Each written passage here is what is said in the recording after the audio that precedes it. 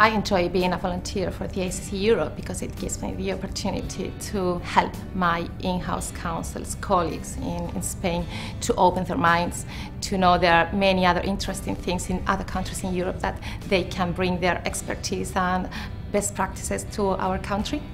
Working as a country rep for ACC Europe has really helped me in my professional development, but also in my personal development. You are approaching a number of people, either because they are members, potential members.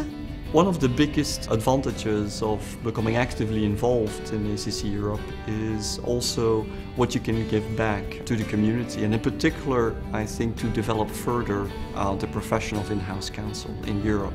Since I became a country representative for Greece and later a board member for ACC Europe, I had the opportunity to give back to my colleagues some of the value that I gained all these years by being a member.